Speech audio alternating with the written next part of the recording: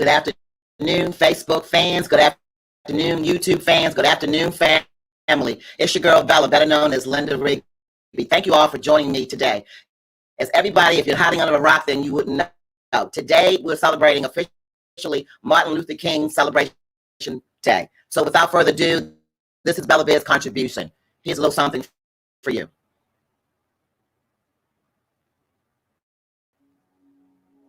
I have a dream that one day this nation will rise up, live out the true meaning of its creed. We hold these truths to be self-evident that all men are created equal. Yeah, isn't it amazing how a man can find himself alone? My poor little children will one day live in a nation where they will not be judged by the color of their skin, but by the content of their character. And he climbs on up the hill, on a rock on which he stands. He looks back at the crowd, he looks down at his hands, and he says, I have a dream. I am a difference maker. I have a dream. I am a difference maker. Oh, I am the only one who speaks to him. I am the friendliest of friends of God. That freedom rings from every citizen, every hamlet, from every state and every city.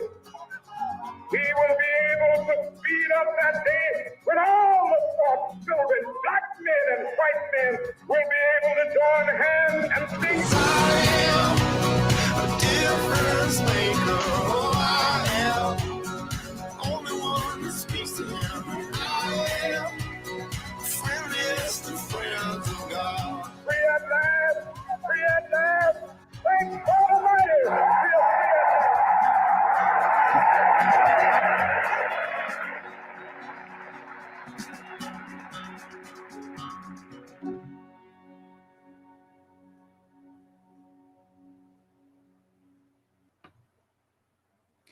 And that's exactly what we are doing. We are keeping the dream alive. Let's get into it. I have a very special guest for you. I'm going to speak a little bit about him, but I'm going to let him speak for himself. I have none other than the most disruptive person that I know as a leader in the Atlanta community, the infamous Jay Bailey. Jay Bailey is the president and CEO of the Russell Center for Innovation and Entrepreneurship. Jay started out in March of 2018, and he joins the RICE, as we know, RCIE, with more than a decade of senior leadership experience in the nonprofit and economic empowerment space. Jay Bailey, introduce yourself to our audience. How you doing today, sir? Bella, I'm just so glad to be here on this special day, supporting you, because that's the Atlanta way. We support one another. So, you know, I serve right now as president and CEO of the Russell Center. But more than anything else, I'm from Atlanta, born here, and I believe in our city. I believe that we have the possibility to do what no other city in America can do, make innovation, make entrepreneurship, make economics work for our community. And shame on us if we don't all come together and create something that history will never forget, because right now is our time and we have everything at our disposal to make it happen. I appreciate that. That's a great intro. I just want the audience to know a little bit. I'm going to get out the way. Jay and I formally work together, and I mean formally work together in another setting. And we are displaying no shade. This is the real deal. People need to move on and be their unapologetic, authentic self. Jay Bailey, knowing a new platform that I then said, he did not stutter. He did not hesitate. He said, Bella, I'm there. So Jay, I appreciate you. Tonight, we're talking about entrepreneurship and business in 2021. I'm going to get out the way because you are the expert. Have at it. Share what you want to share, nuggets about who the Russell Center is, a little bit about yourself, and let's bring it on, Jay. You know, it's real, Bella, that one, I spent significant time in Silicon Valley with the Googles and the Facebooks, the LinkedIns, the PayPals, the whole group they got out there. Spent time in Cambridge with MIT and Harvard, Research Triangle, UNC, Duke. Nashville is doing great things. Austin is doing great things, but none of them have gotten diversity right. In Atlanta, we are building the largest center in America dedicated to Black entrepreneurs. We build Black businesses, as my sweatshirt says, that's made by one of our companies. And I mean, Atlanta is poised. We've got, to give a little bit of history about Mr. Russell for those that are listening that may not know.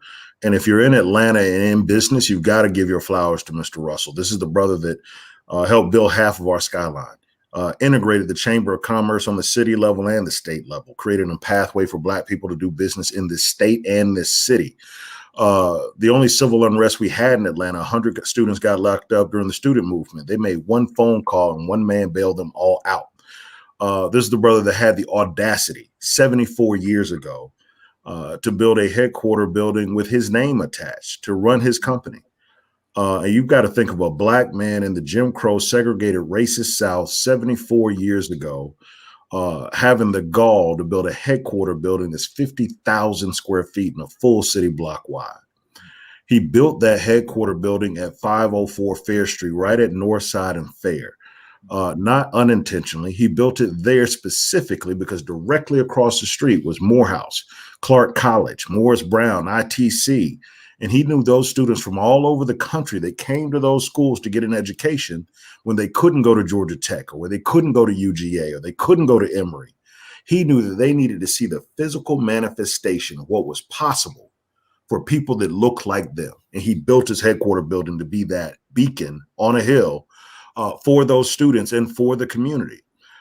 Tremendous legacy. So I'm very, very honored, Bella, to have been selected to carry that legacy forward, to take that 54,000 square feet and make it work for the next generation, to create this safe space for us to fail and to fly, to bring the best resources in the world under one roof. So what used to take entrepreneurs 3 or 4 years to develop the relationships and the networks and the connectivity, they can do it in 3 or 4 months. The kind of thing where I can see the number of people I need to get a deal done in 3 or 4 hours. And so we are building. We've had a lot of successes, even in our first 2 years of really trying to get this thing right. So we're a startup in many regards. We already have companies that have gone and seen their revenues increase over 3,000%. We haven't even gotten it all right yet, but this becomes this place that we can all be very proud of, rooted in an ownership narrative. We are doing this on our own terms. I'm a firm believer that we lose GDP every year because the brilliance that resides in our community never reaches the marketplace. I think that there are ideas to be born on the south side of every town, every city in America where our people don't believe. They don't have the pathways and the roadways and the networks, because I'm sure the only difference between Bankhead and Buckhead in Atlanta is access, opportunity, and exposure. That's it. Right. You can't tell me that there's somebody more innovative on the planet than a single mother with 2 kids making 17 grand a year. The way she thinks, her grit, her ingenuity, her hustle, her grind is off the charts. Now, what if we could get her to believe that her ideas matter and that there was a marketplace for her ideas? We would see this space skyrocket. And we want to provide that kind of hope. The pandemic will end. The racial tensions that we feel right now will hopefully quell. And our communities are going to need more than symbols of hope. They're going to need institutions to manufacture it, that are rooted in ownership, that are rooted in belonging, places and spaces where we feel like we belong.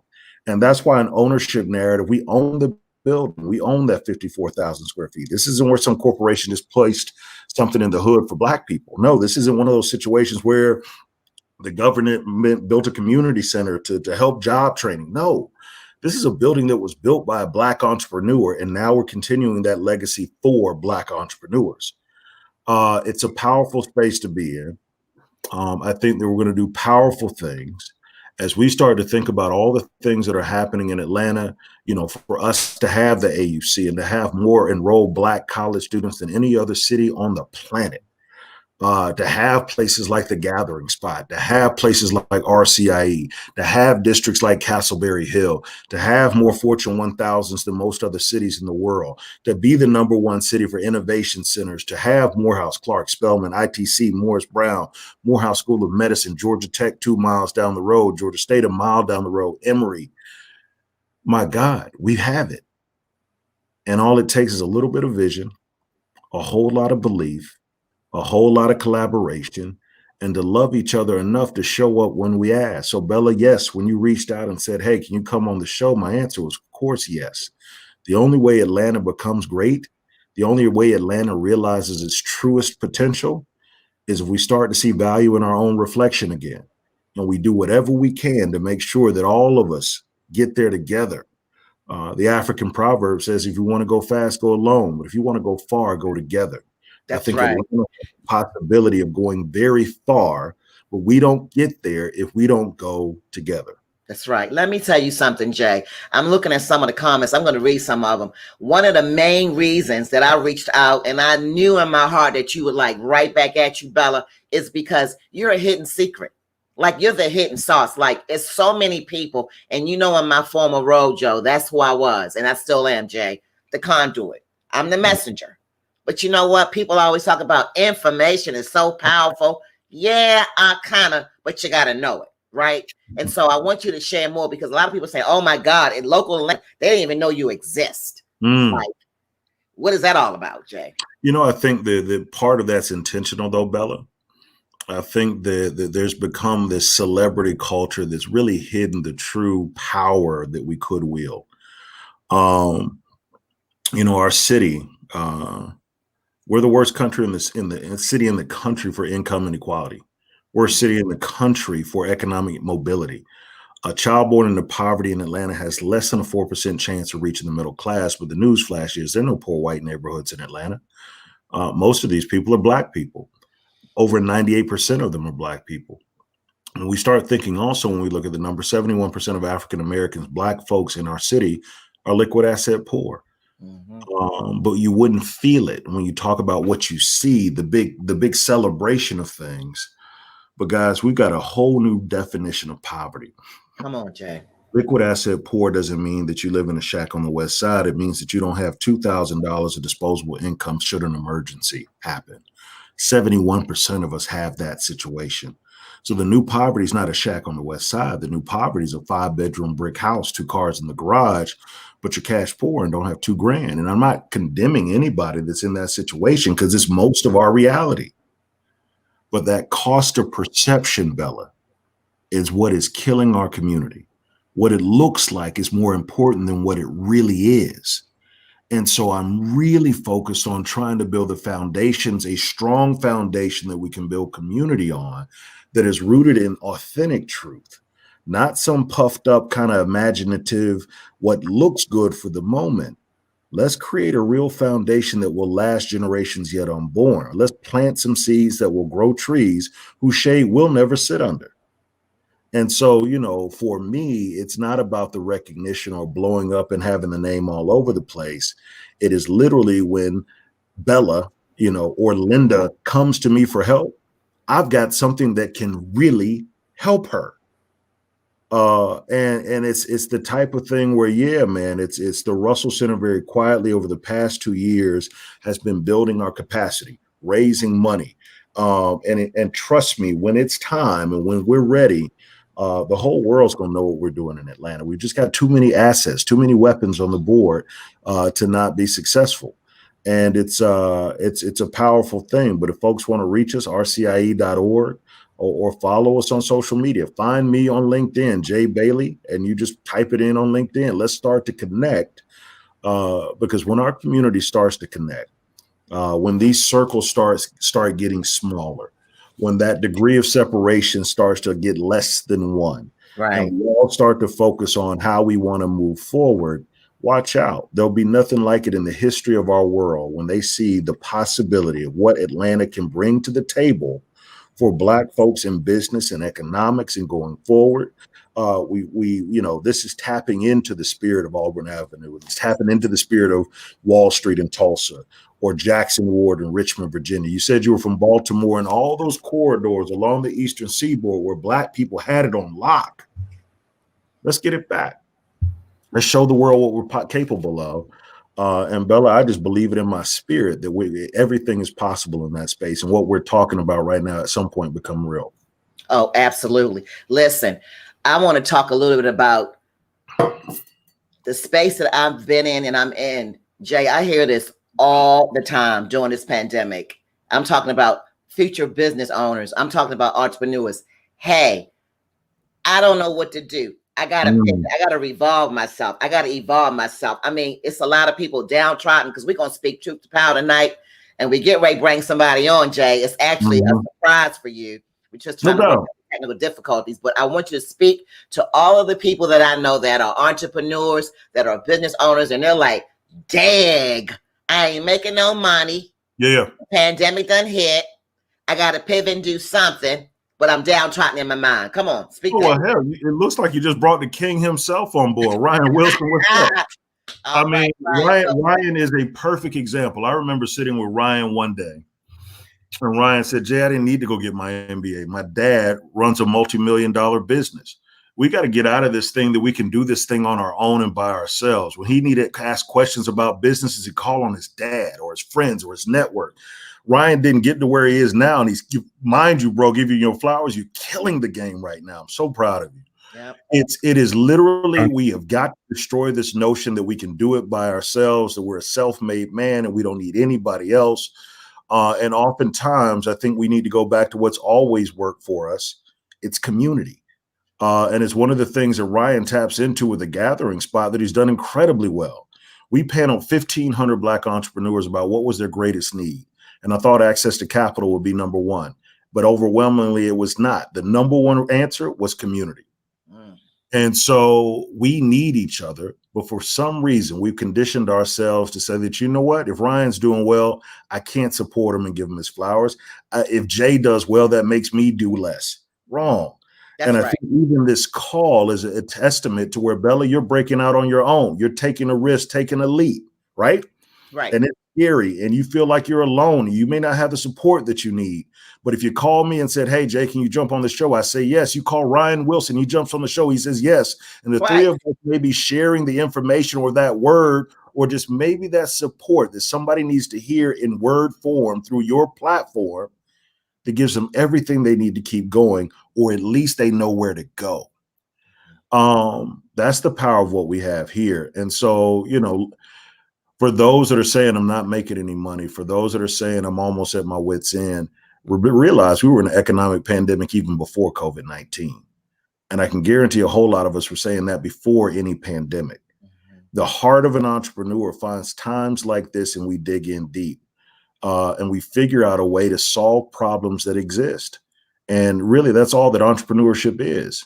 Find problems that you can affix in an economic solution and you're off to the races. But also don't do it alone. If you need help, be vulnerable enough to raise your hand and say, I don't know. We were able to successfully support about 147 companies submit PPP loan applications when all of their banks said no. We had, I don't know, over 15 companies that at least added 3 to more employees over the past 9 months. But part of that kind of secret sauce that we weren't loud about is that literally it was about how can we support? I know someone over here that can help you do this. I know someone over here that can help you do that. But the biggest opportunity there is creating a community that felt comfortable coming to the community when they needed it most.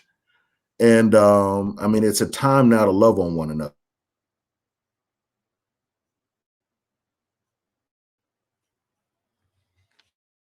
Looks like I'm muted, my bad.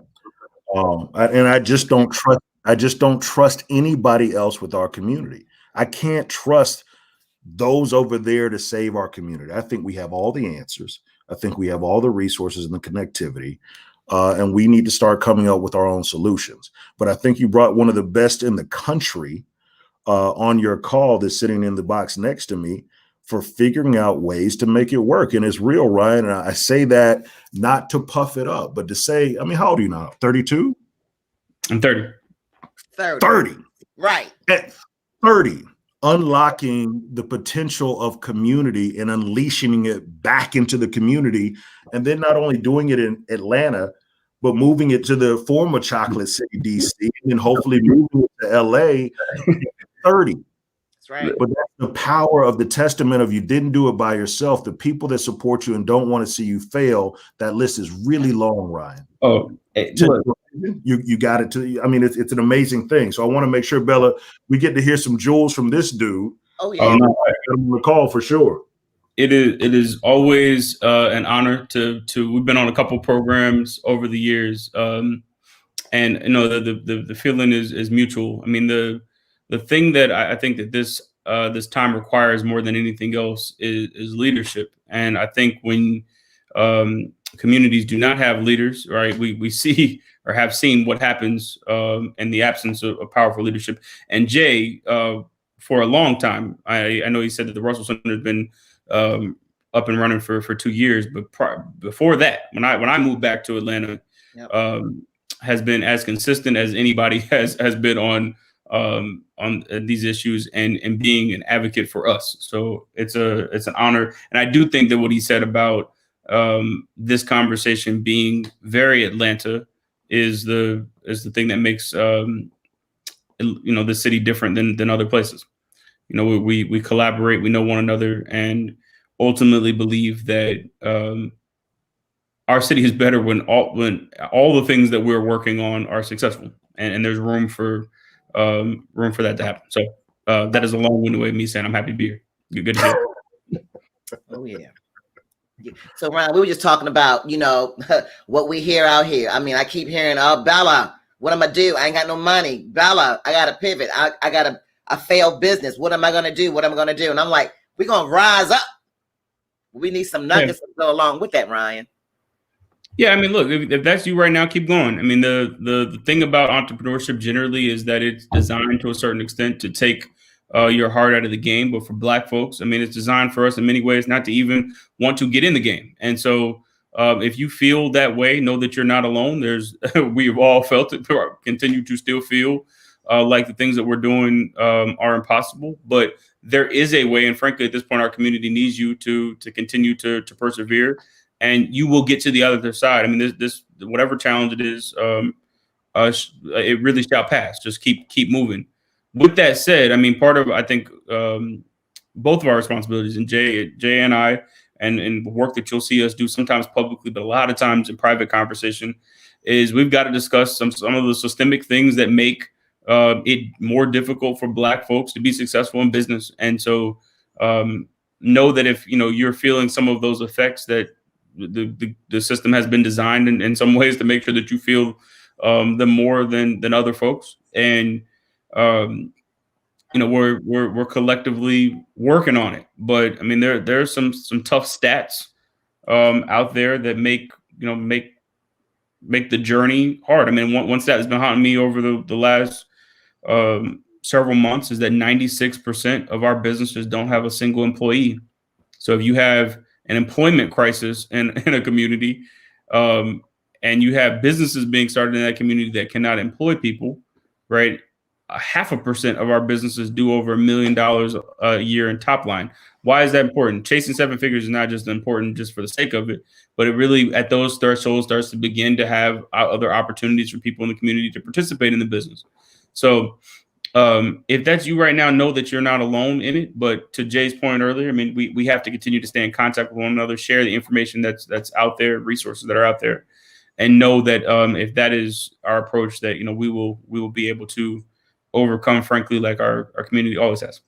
So Ron, Jay was talking a little bit about what the Russell Center offers. Of course, we know. Share with them, what is the Gathering Spot?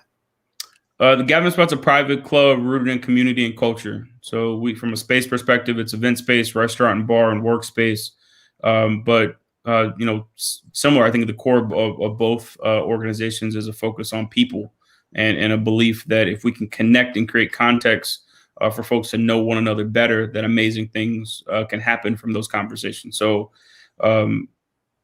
we do every type of experience and program that you can imagine. Some focused on small business, but a lot looking at the intersection of other things that are going on in our community. Pretty politically and civically active, and the entire thing, though, again, is about the folks. The youngest member is 21, the oldest is 88. So my job each day is to connect that very diverse group of Black folks to one another. So that's creatives, those are entrepreneurs, and some of the people that work for some of the biggest companies in town. Well, I know I've been there 1,000 times. It's also a venue space, right? Like you can rent out, you can lease. It's phenomenal, and the concept is. I mean, Ryan and I have talked before, and it's like old school, like going back to the church, right? Like we had a gathering spot, did we not? And it used to be the church, and we would gather, we would congregate. We still got churches. They're still there too. Well, go ahead, say it again, Ryan. I said that we still got the church. It's still there too. I just think that, you know, as time goes on, I mean, we're dynamic people, right? We have different needs at different times and need to be in different environments at different times in order to get to certain goals. And so I think this is what's really exciting about Atlanta right now is that we're finding that there are new things that are being founded and owned by Black folks, right? That are being stood up for Black people, right? And that to me is, you know, what's amazing about the city. Very, very few places can say that there is a Russell Center and a gathering spot, and you know, new ventures like Kit Labs that's coming down the street from us. It's focused on engineers. You had an announcement the other day about a new building that's being built in the AUC for students around entrepreneurship. There's very few cities that can talk about having Black folks and things that are centered around Black business specifically the way that Atlanta does. And so part of the reason why I'm not leaving. Jay? I mean, it's real. I mean, why would he? It's there's a reason that Microsoft is about to spend almost $1 billion in Atlanta. There's a reason why Apple is getting with Southern Company, and both of them are chipping in $25 million each. There's a reason why Google is actually leveraging a heavy presence in Atlanta, Chase Bank. And this is in addition to us being one of the greatest epicenters of corporate wealth in the world. There's a reason for it. And quite honestly, you know, that what is it? Vibranium that we have is our culture and our people. And they look like the three of us on this call. And I think it's one of the most untapped resources in the world. It is the collective power of Black genius, innovation, and ingenuity. And Atlanta is the gold mine for that. It's the next gold rush for talent. It's the next gold rush for diversity and inclusion. And I think that we're starting to see now that people are valuing the power of what we bring to the table. But, you know, part of what makes my heart hurt is that we're going to see multiples of billions in revenues and profits generated on the backs of Black people yet again. Yeah. And if Ryan at 40 isn't worth north of 40 million, then we've failed. If we've not created more Black millionaires in the next 5 to 10 years than maybe in the history of our city or country in this space in Atlanta, then shame on us, because the money is flowing through here. The economy is strong enough. And if we've only got political power and none of that economic undergirding, then that's a loss, in my opinion. And we better take advantage of this now to make sure that enough of us are in a position to make things happen from an economic standpoint. Rather than just the celebrity of everything, the perception of everything. Yeah. And it's got to be backed by dollars. That was King's last work. And it's a beautiful day to bring that up and lift that up. It was about economics. He told me, you know, Ambassador Young told me in confidence one day that he and Dr. King was speaking at towards the end of his life. He was depressed, chain smoking, and overweight, thinking that he had gotten it all wrong, that they had integrated the lunch counter, but they never integrated the dollar. And I love what you talked about in your former life, and I'm sure what you'll talk about going forward. And Ryan has been courageous in speaking out. Let's not talk about programming. So let's talk about profits. Right. Let's talk about dollars. And let's be unapologetic and courageous about asking what we need and then taking the other stuff that they won't give. And rooting that in economics and how we actually build companies, businesses. I love what you said about the percentage and the fraction of our companies that have the ability to help in an employment crisis. Who can actually bring on the employees in our community? It's got to come from us. I want to interject. I want you guys to dialogue because I'm looking at some of the comments. Ryan was excellent at doing this, and I saw him in action. And Jay, you do it every year. You know, this whole project, support Black and buy back. We have got to talk about it a little bit because, guys, I am telling you, we are still not there. what is this thing that we have, but we just cannot support each other? I know Ryan did this awesome campaign together, Spot. Take it away, Ryan. And I know where you at, Jay, but we got to get better with supporting each other buying black. Speak to that. I mean, just quickly, yeah, look, the stats are pretty easy here. I mean, 97% of our income is spent outside of the community, right? Our dollar doesn't circulate even one time in the community before it leaves, right? And so if we don't get really, really intentional about changing that, it's very difficult to get to the revenue that I was talking about before. And it's hard to see businesses in our community scale. I mean, but it takes, a friend of both of ours is Dr. Key, of the village market, and things she says all the time is that support is a verb. It is going to take us being supportive with action, right? Not us, thinking the nice thoughts about black businesses, but actually going to drive a little bit further or to work a little bit harder to make sure that we're supporting a company that may be not as convenient as another company to support and ultimately do business with. We have to be direct there. I also though think that we have to expand this conversation, and Jay does a fantastic job of pushing the corporate community to really examine its commitment to the small business, black owned small business community, because if we do not see meaningful participation there, it is also very difficult to watch some businesses grow depending on the industry. And I gave a really bad statistic in terms of what black folks do in supporting ourselves and our businesses, but it's not a pretty picture on the other side either in terms of the corporate community's connection to us as well. And I'm deeply nervous right now. A lot of companies that seem like they discovered black folks for the first time last year, but it's scary for me that when I'll pick on banking for a second. Right, you have all of these companies that are talking about, wanting to bank black folks and having connection and even spending money, right, in trying to have that conversation, but still make very little of their products available to black-owned businesses. And so we've got to keep our foot on the gas there and continue pressure, because not all of these companies are living what they're rapping about in terms of their support for the community. Which is very concerning, because $1 billion pledges and $1 billion spins are different things. Right. And we need the spin to actually happen. And thus far, I'm just picking on banking. I have not seen at scale really anything that would suggest that we're in a different place than we were, 12 months ago. Mm-hmm. Jay, yeah. That's it. I mean, it's one of the things that I've not made a lot of friends. I've had some very hard conversations with corporations to the point where, it's gotten heated even in some calls with senior level executives.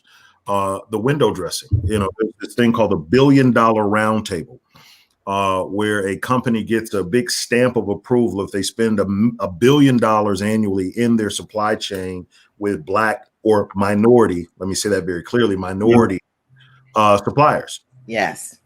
When I called them on it, and there was one particular very, very large employer, very, very large company that came on the call, and they were very excited. They even held up the plaque and saying, Jay, you'd be proud of us because we just made the $1 billion roundtable. And I said, okay, well, help me be even more proud. Call your controller, call your supplier diversity person, and parse out of that $1 billion spent, how much of it was spent with black people. Less than 1.5% of that $1 billion was spent with black people, although that overarching minority name includes white women. It includes a whole host of disenfranchised demographics. And when they parsed it out, they called me back actually shameful that it was nobody had ever confronted them. So I call on my friends at NMSDC and GMSDC, who have not been the gatekeepers of minority supplier diversity, especially for black companies, because yes, you've been the guys that have perpetuated this kind of lie and this myth that if it ain't black folks that's being helped and it's 78% white women, then come on, guys, what are we really doing? Yeah. And it's unfortunate, but I think it is time for courage. I think it is time for us to stand on things that otherwise maybe would have said, oh, wait, Ryan, don't say that. or Linda, you don't want to make them mad. It's time to make them mad. It's time to make them feel uncomfortable. It's time to say, okay, maybe your dollars don't come to me, but I can be all right without it. And that's why even at the Russell Center, Yes. my goal in 3 years is to be 85-15, 85% self-generated recurring revenue, because I don't believe in nonprofits to help communities that are 100% philanthropically dependent. That's how you experience mission creep. And that's why we've not moved the needle with a lot of our nonprofits, is because I'm depending on all of the other people to fund our work. Please give me money so I can go help our people. Right. Versus an entrepreneurial narrative that says, you know what, keep your money. I'd love to see your support, but we're going to figure this thing out, and we're going to continue to do what we set out to do with you or without you. Well, and Jay, this one other just add on there is it's really interesting where a lot of these companies are willing to spend their money. They'll give you money to educate your, in a pursuit to educate Black folks about a topic. Like they don't have, because they know at the end of that, statistically, there's very few of those folks that they're going to actually have to do business with on the other side.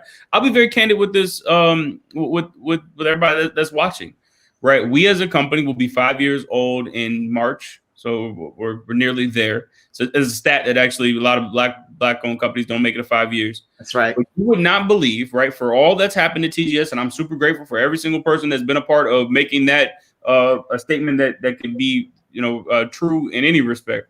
But for everything that's happened at TGS, what is still very interesting to me is that I can't get banked anywhere near what my competitors can, or honestly, even which businesses in the city can, by some of the institutions where I know senior leadership. I got told by a bank last week, I kid you not, I got told by a bank last week that the best thing that they could give me was a $5,000 credit card. Stop it. Stop it, Ryan. Wait, hold on, bro. Let's say, where's the offline chat? Ryan. Tomorrow morning. No, so look. Oh, wow. We don't need to go offline, because this is about to be a conversation that we're going to have to start to have publicly. Absolutely. I know the senior leadership of this bank. I mean, like the senior leadership. Ain't very many folks that are higher than where I could go in this institution. And for all that's happened at TGS over the years, and frankly, for what we were able to present to them, for as robust of a business we have, we've raised capital over the years. So right. Even with cash that you would put in the bank, they still will not make banking products available to us. And so we have to have that conversation publicly. We have to call it out. Publicly. Bro, and if it's an immediate need, that's what I'm saying. Call me, because we can. Well, what's funny about this situation is, to be honest, I didn't go down. I was invited to a conversation where this institution was talking about their commitment to Black folks, right? And so we actually didn't need to go down a process with them, but I was curious to see what happens when you do get to go to the other side of the rainbow. Right. And I'm just telling y'all, right, like where we have to be careful as a community is that there's not as much on the other side of this rainbow as what a lot of these companies are talking about. They are willing to spend money. It's very weird. They're willing to spend money to educate ourselves about products that they will never give us, right? And we have to start talking about it like that, because it is the truth of what occurs. And it got kind of hot, right? Because they're talking to me about essentially financial literacy. Now look, I don't know everything about business and finance, but my mama didn't send me to not one but two degrees. I know enough about something to be where the thing I don't need is a coloring book about how to, make a spreadsheet. Like we're a sophisticated enough business, but they still won't touch us. Right. And so just know, for everybody that's out there watching this, if you're feeling that, right, it is not you, it is intentional. And there are very specific efforts to make sure that we don't have access to the resources that we need. And it's important for me to share, because I think a lot of folks would assume, TGS, they've been around, they probably no. When we raised $3 million, our closest competitor raised $100 million. And even at that 3, I have gone to banks and said, if I put $1 million in the bank, will you give me a $250,000 line of credit? This was a couple years ago. They said no. Well, Anybody that's in banking right now, if you heard that makes no sense. I'm gonna give you $1 million in cash, money, liquid in the bank, right? And you won't give me a line. You'll give me a credit card, right? So we got to have raw, candid, plain conversations that are not afraid to upset folks, because what is more upsetting to me, rather than telling the truth, is us being silent about it and allowing these folks to think that what's happening is acceptable, because it's not. And again, it is not you. If you feel like you can't get access to capital as a Black owned business, yes, that the answer is yes. That it is hard to get access to capital because it's being intentionally designed for it to be hard. So I'm going y'all to take a breather, take a sip of whatever. Because Ryan, no, this is good. Ryan and Jay, we are on to something. So hear me clearly. I have a lot of background. I am not surprised, Ryan, and we are starting today the hard conversations. Here's the thing. We got to stop being afraid to speak up. We got a lot of things going on in the community. Yes, we know that, but we got to start speaking truth to power, not saying it. We talk a lot, but we're not about it. I'm leading into a question for both of you all. And I know we cannot solve everything tonight. To your point, Ryan, and to your point, Jay, what about us Black folk who got a little something? I'm thinking about Killer Mike, Ambassador Young, and I believe it's Ryan Glover going in conjunction with this Greenwood Bank Online. So it's the whole, we'll build our own because they won't let us in. Let's talk about that, coming together collaboratively as a village. Jay, can I take 15 seconds? And I'm going to say nothing else. Just real quick on this point. We don't actually have it like that. Now, what I didn't say, I'm not calling all those folks broke. What I'm saying is that, to Jay, what Jay was talking about earlier, right? The assets that are necessary to begin to have those sort of conversations, we largely do not have in our community, certainly not at scale, right? And so got to be careful, right? Because there are a lot of phenomenal entrepreneurs in town. We need to be working to scale those businesses to be. So I was talking to her a little bit earlier today. So I'll talk about Pinky, who owns Slutty Vegan. Pinky is a phenomenal entrepreneur. She's a phenomenal entrepreneur. But right, Slutty Vegan is a 2-year-old business. We need to be supporting Slutty Vegan to get to 100 locations everywhere before we put the pressure of calling her. I don't know what we move too quick in trying to put people into the category that you're talking about and say, what about Killer Mike is a phenomenal entrepreneur. He's got a lot of successful businesses. We need him to have more of those before we put the responsibility of him having to go build the next, generation of companies. And frankly, again, keep the pressure on what I was just talking about on the other institutions that do have the resources and frankly in the business of doing that, of scaling and supporting companies, having it stay there before we start talking about Killer Mike. I'm not saying he has no responsibility to our community. I'm just saying that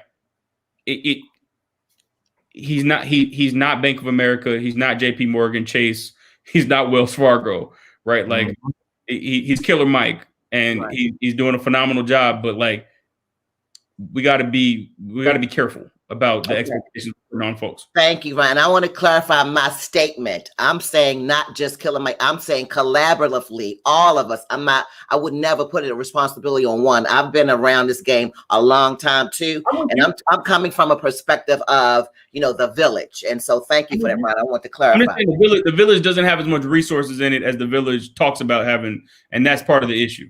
That's all. So I'm with you on that, and that's a family business. That's a tough conversation to have. Yeah. We don't have. I'm not saying it's nothing. No, I don't. It's not nothing. It's just not. It's not JP Morgan Chase money. Absolutely. So, I'm laughing only because I don't know if Ryan remembers a conversation in the gathering spot a couple of years ago where you were pissed that the funding wasn't coming in. I said, bro, I think you're mad, but the real tough conversation is we ain't got it like that.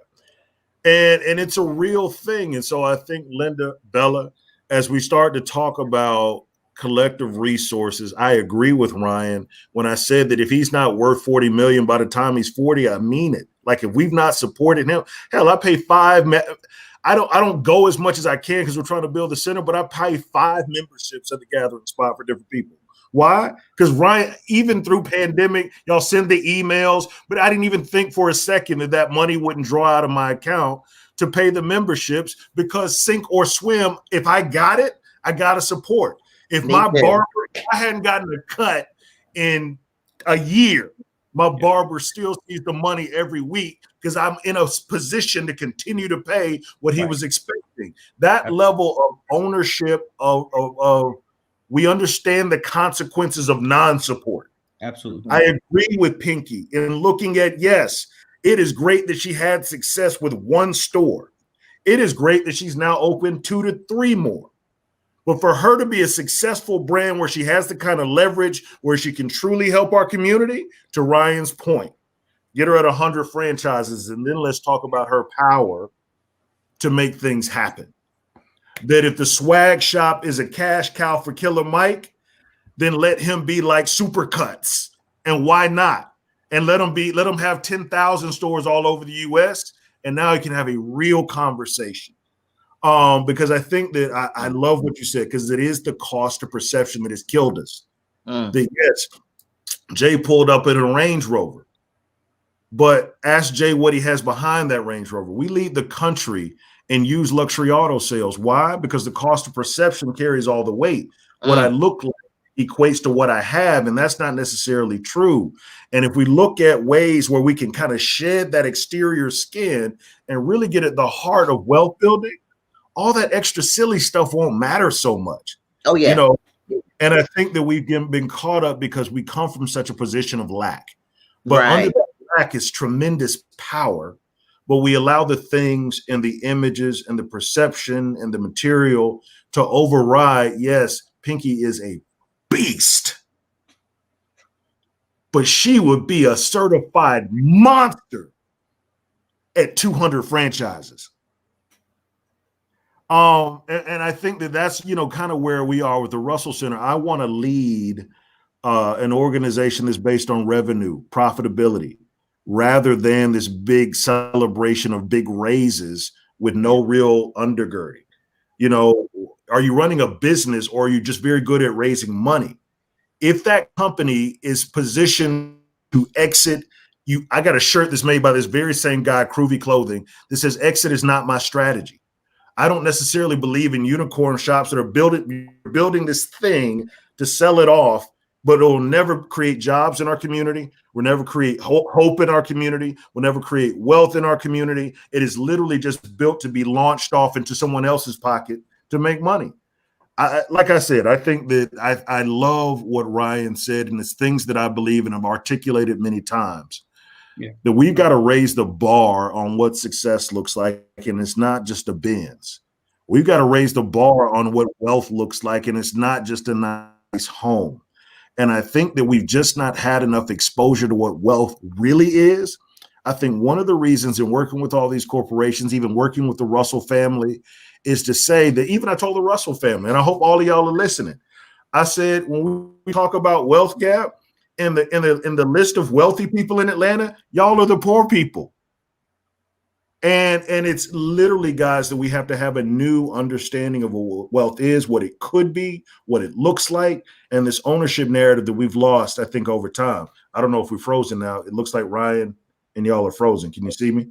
I can see you. Shut up, because I think I'm frozen. You're good, Jay. I can see you. You're good, Jay. Okay. Keep rolling. But again, we have to have a conversation on what really is, what success really is. Ryan, great. 1 location, 2 locations, but then let's talk about how Ryan is 100 millionaire, how he's 300 million in game, and how that's really the success metric, rather than saying he's a really dope guy with the one gathering spot. Let's celebrate him, yes, but let's push him to push all of us. Because there's no telling what this 30-year-old guy will do at 40 or 50. We can bank on that kid, so let's bank on him in a real way and put the kind of support behind him that makes him a really powerful 50-year-old. Everything is relative, and I mean, it for me, for Atlanta to be successful, we just have to continue to make sure that, like, Slutty Vegan needs to be competitive. We need to be opening them at the rate we open Shake Shacks or or Chick-fil-A's and McDonald's, right? Like that's my ambition for that brand out of Atlanta. And until we get there, I'm not saying Pinky's my friend. We should celebrate her for absolutely what she's accomplished right now, right? But we got to keep the focus on this is not where we are stopping, right? And I think sometimes we present it like the business has reached its final, this is the version that we're acceptable to, with having. And I'm not acceptable with the current version of Slutty Vegan until I can go to California and Colorado and wherever else I feel like and go pull up with a Slutty Vegan and have one every other exit when I'm driving. Like we haven't pushed there yet, and that's a mentality that unfortunately is not the way that we discuss it all the times. And because we don't talk about it like that, the companies that could be our partners in this effort, they meet us at where we talk about, right, which is one location. Now they won't really give us the money for the one location either, but they certainly, if we don't articulate 10, right, like one is not possible, right? And so I don't know. I mean, we have to be careful with the way that we're having this this discussion with one another in love. I think if you know either one of us, it is not, there's no hate in our hearts. I'm not talking badly about anybody's business at all. I'm just pushing to believe that business can be one of the biggest companies in the country. And why not? Why not your business? And it's the why not. That's what I was going to add, Ryan. And it's the why not that's the most powerful. I remember one thing that broke my heart. Harold Martin, who he was an interim president for Morehouse. He went and bought a franchise, Taco Mac. And I was celebrating him on Facebook, and I was like, my man just bought Taco Mac. And I got all these MBAs and PhDs and MDs and well-to-do Black people in my network. They're all like, okay, well, which one did he buy? I'll pass 3 of them to go to the one that he owns. And I'm like, wait, no, he bought Taco Mac. Yeah, but which one? That's real. Hey, I will support that brother in whatever he does. Tell me which one, and I'll go to his every time. And we just couldn't wrap our mind around. Go to anyone you choose. Someone that looks like you owns them all. Everyone. And I think thinking small and just not understanding the why the F not. Why couldn't, as you're talking, why couldn't I see Slutty Vegan as prevalent as Arby's? And why not? Why in local green Atlanta, local green Detroit, local green New York, local green Dallas, and your city is lame because you remember people, you would judge a town by the size if they had a McDonald's. Do y'all have a McDonald's? Right. And you can say legitimate town or not. Hell, McDonald's is somebody's name, just like Zaxby's, just like anybody else.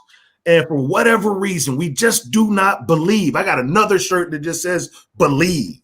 We just do not believe that the gathering spot could be twice as large as Club Court. But I will tell you this, that even my friends, and I'm a member at the Commerce Club, right? They felt the heat when this 27-year-old kid hit the marketplace. Mm-hmm. This age-old 100-year business club felt the heat from a 27-year-old kid, and you're going to tell me that you don't believe he could be twice as big as Club Court. Miss me with that. We have got to elevate the way we believe in the possibility of us. That's it. And say stuff that, like, look, that feels crazy, right? I mean, look, yes. I'm not going to sit here and lie to y'all, but they need to lace them up every single day. They need to put on like their full equipment every day, because like I'm telling you, I'm on the field. Like I'm not here. It's just not. It's not fun enough for me to just exist in this. We got to try. We got to be able to compete at the highest levels of the game. Am I anywhere close? No. But look, I'm telling you, I hope they didn't rest today, because like I didn't. I mean, and that's the energy I'm gonna have with them every single day, right? Like, but quietly, I know they went to sleep early last night, and I know they didn't work. I know they took the day off today, right? And this is where is going to be a problem for them, because I fully intend I don't care if they're watching this. I fully intend to be as competitive as possible with them, and I want it to be uncomfortable. Like, I mean, Y'all, we have to get out of the mindset of just being happy to be here. Yeah. Right? If we have an opportunity to exist, I want to go and exist and be as big as what they are. right? Like, I mean, I don't understand why I'm the one that has to be smaller in this experience. So no, like, it's not there right now, but like I said, they need to lace them up. We're gonna be in a foot race until I'm out. And like, I've looked at their executives in the face and I've said that same thing to them. Don't if y'all think that I am not fully coming after you, please, I actually hope that's the case, because that means you're going to be moving even slower. And I mean, and nothing about us is that way. So, but then to Jay's point about the support, we have to continue to make sure that when that exists, when local green, no, they're phenomenal. Shout out to Zach, another phenomenal business. We should be making sure that, yes, he has 2 and he has the trucks, right? How do we get to 10? Imagine how many people Zach employs if he has 10 shops. Imagine when he has 100. Right. So getting out of this cycle of believing that, frankly, somebody else is going to come and employ us. They're not, y'all. Microsoft announced those 1,500 jobs that they're bringing to Atlantic Station. Even if they gave every single one of those 1,500 jobs to Black folks, we would still have an employment problem. Mm-hmm. Yep.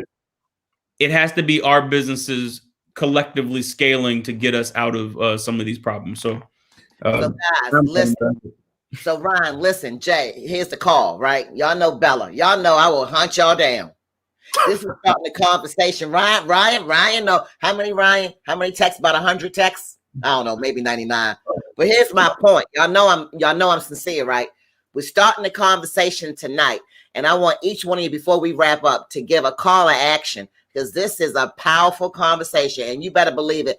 Bella is going to make sure we're going to keep having these conversations. But I want to say this, which is very important. This is my sweet spot. People don't know what they don't know, right? So first, on my agenda, they got to know who y'all are, right? Ryan, Jay. Second of all, we got to support.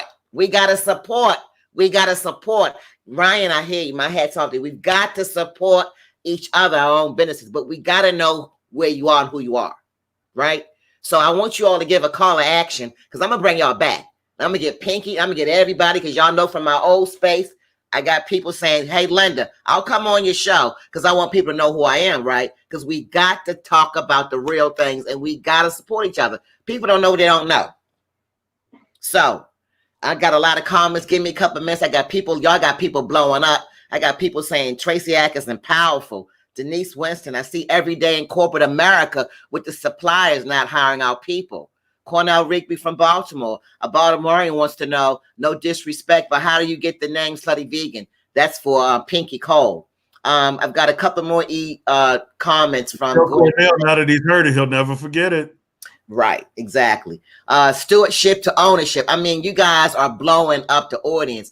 We need more real, authentic conversation. So before we close out, Ryan, Jay, I want y'all to speak to the masses, because there's a couple 100 people on here, and it's going to be replayed and replayed and replayed. I got to bring it back, but how can we start right where we are, each one of us?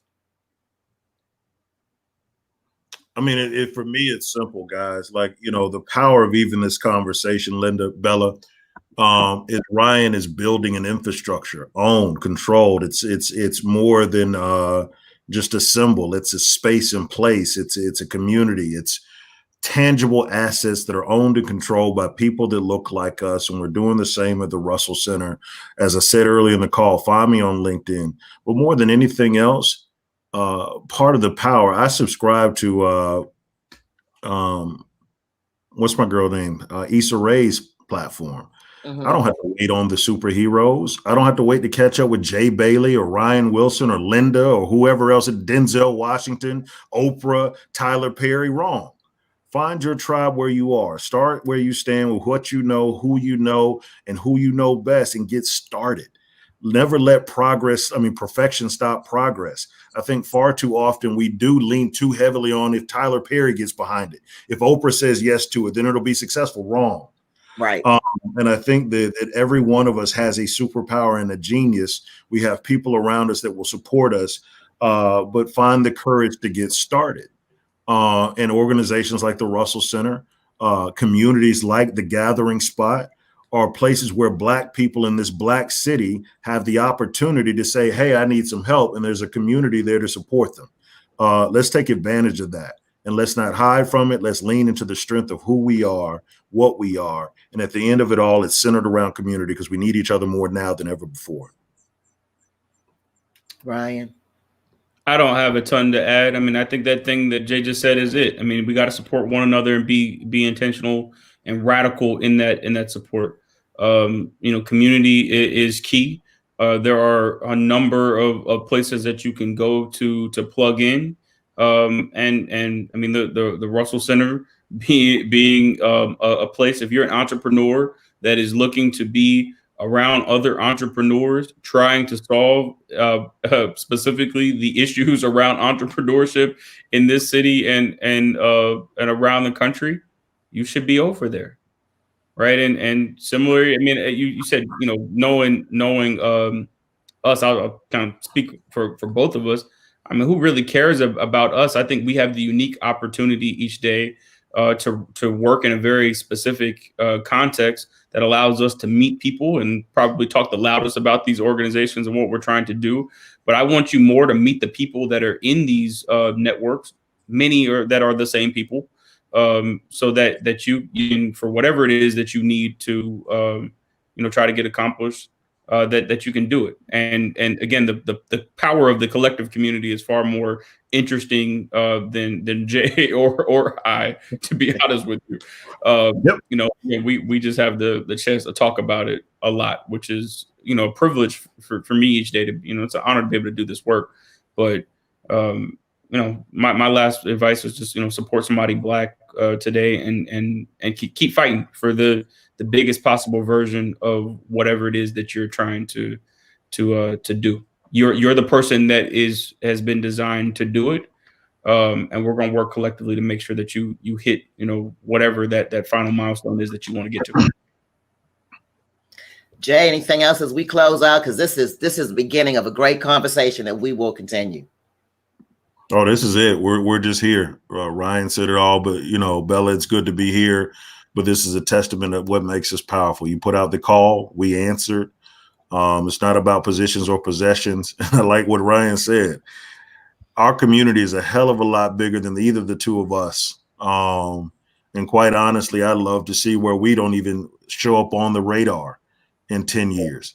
Because we've done such a good job of building up the community that we're non-factors. I doubt it, because you can bet on us. But that's the kind of environment that I want to see, man. And we have the possibility to do it. So, Ryan, honored to be on the screen with you. Bella, of course, always. Thank you, guys. This is what community is. We appreciate y'all. Well, we're going to close out. And as I close out, I just want to thank Rhonda Roan for being my very first of many, hopefully, sponsorship. She actually sent me a cash app. I was pleasantly surprised to help me donate to keep this show going, because she knows I'm independent. So thank you, Rhonda Rowe. We've got somebody who's going to close us out. His name is Reginald Harris, for some of you who know him. Ryan, I thank you. Jay, I thank you. I will have you all back. Everybody enjoy the show, and thank you very much. Thank you, guys. Take care. Ryan, Bella, Reginald.